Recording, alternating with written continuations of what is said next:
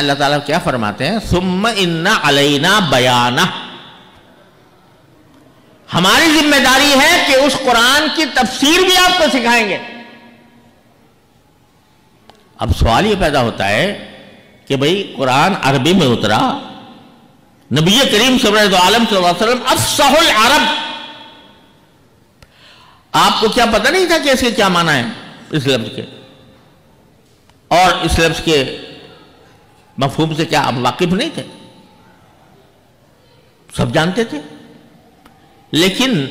اس سے معلوم ہوا کہ قرآن ایک ایسی چیز ہے کہ صرف ترجمہ سمجھ لینے سے اس کے تمام حقائق و معارف اور اس کے جو احکام مستنبط ہو رہے ہیں وہ صرف ترجمے سے انسان حاصل نہیں کر سکتا، وہ باقاعدہ وحی کے ذریعے نبی کریم صلی اللہ علیہ وسلم کو بتائے گئے، اور آپ کو یہ فرمایا گیا کہ یعلمہ الکتاب والحکمہ، کہ آپ نے ہم سے سیکھے، قرآن کریم کی یہ تفسیر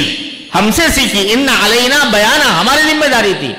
اور پھر آپ کو ذمہ داری یہ دی گئی کہ دوسروں کو بھی سکھائیں، یعلمہم الکتاب والحکمہ۔ تو کیا پتہ چلا اس سے؟ پتہ یہ چلا کہ قرآن کریم کا صرف ترجمہ پڑھ لینے سے کوئی آدمی اگر یہ کہے کہ اب میں مجتہد مطلق ہو گیا ہوں اور اب مجھے نہ کسی تفسیر کی ضرورت ہے نہ احادیث کی رہنمائی کی ضرورت ہے اور نہ مفسرین کے کلام کی ضرورت ہے، میں خود اپنے ترجمے کو سمجھ کر میں جو سمجھوں گا، جو میری سمجھ میں آئے گا وہی قرآن کی تفسیر ہوگی۔ یہ آج ایک ایسی وبا پھیلی ہوئی ہے ہمارے معاشرے کے اندر کہ جس کی کوئی حد و نہایت نہیں ہے۔ جن لوگوں نے کبھی ساری زندگی قرآن کریم کو پڑھنا نہیں سیکھا، جنہوں نے قرآن کریم کو کسی استاد سے نہیں پڑھا، ساری عمر سرکاری ملازمت کرتے رہے، ریٹائر ہونے کے بعد اچانک تفسیر قرآن لکھنے کا شوق پیدا ہو جاتا ہے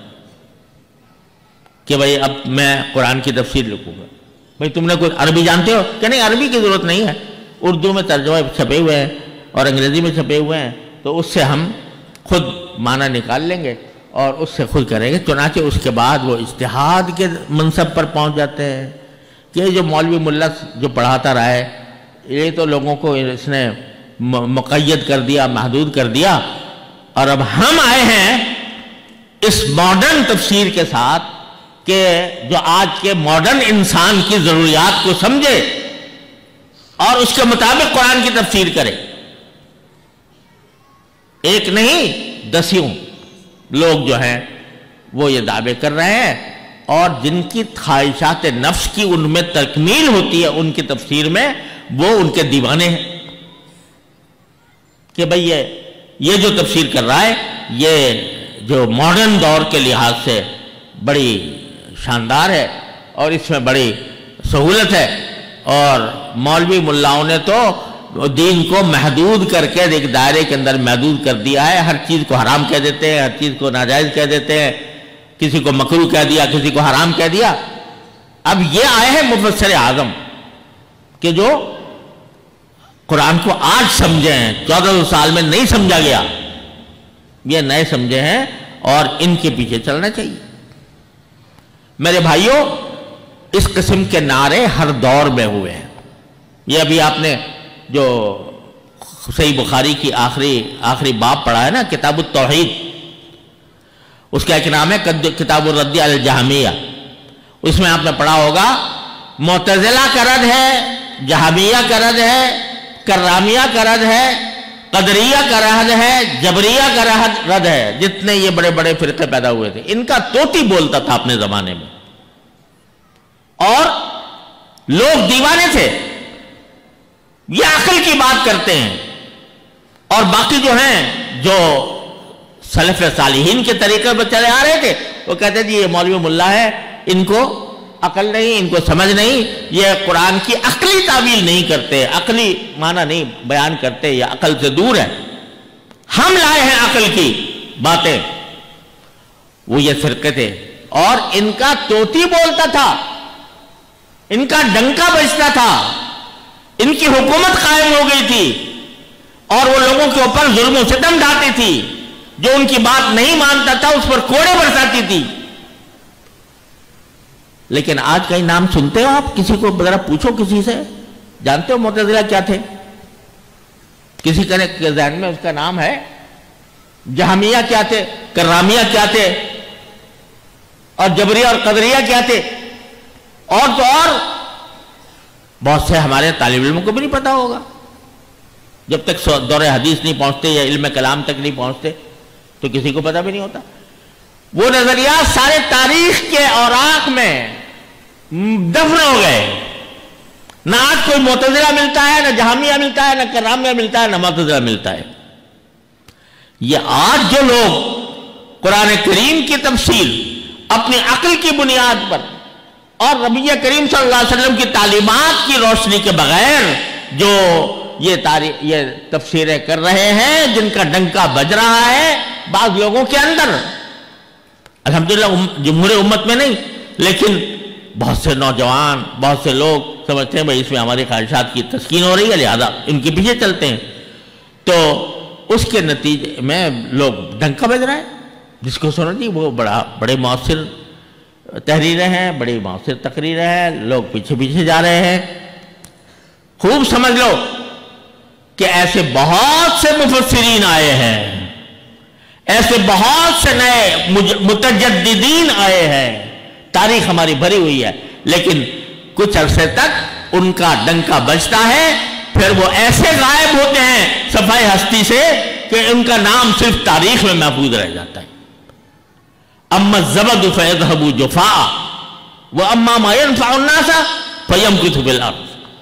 یہ جھاگ جو ہے نا، یہ جھاگ تو قرآن کہتا ہے یہ ختم ہو جاتا ہے، وہی چیز باقی رہتی ہے جو لوگوں کو نفع پہنچانے والی ہو،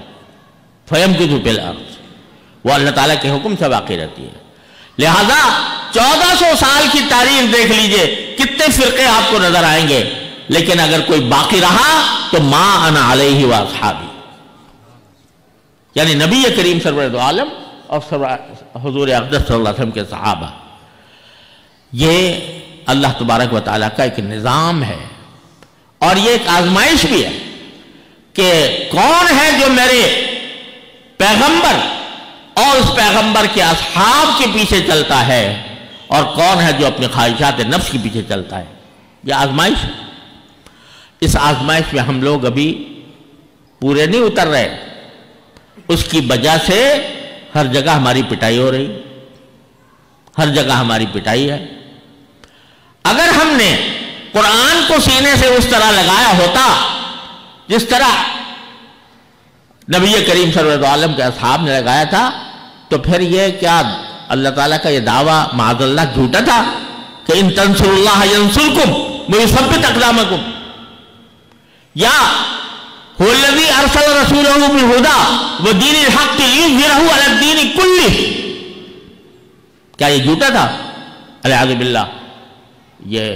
حق تھا، حق ہے، حق رہے گا۔ دین اپنی جگہ غالب ہے،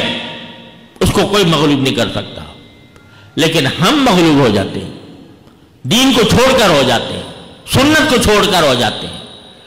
تو یہ پیغام ہے جو یہ آیات دے رہی ہیں، ثم ان علینا بیانا، بات وہی سمجھو جو حضور اقدس صلی اللہ علیہ وسلم کو سمجھائی گئی، جو آپ نے صحابہ کو سمجھائی، صحابہ نے تابعین کو سمجھائی، تابعین نے تابعین کو سمجھائی، اور اس کے بعد آج تک اسی متوارث سلسلے سے چلی آتی ہے۔ قرآن کی وہی تفسیر معتبر ہے جو رسول کریم سرور عالم صلی اللہ علیہ وسلم کے واسطے سے صحابہ کرام اور جمہور سلف کے ذریعے پہنچی ہے۔ لہذا قرآن کا ترجمہ صرف پڑھ لینا کافی نہیں ہے، جب قرآن کا ترجمہ پڑھو تو کوئی مستند تفسیر سامنے رکھ کر پڑھو تاکہ اس کا صحیح مطلب سمجھ میں آئے۔ Thanks for watching. Please subscribe, like, share Mufti Sufyan.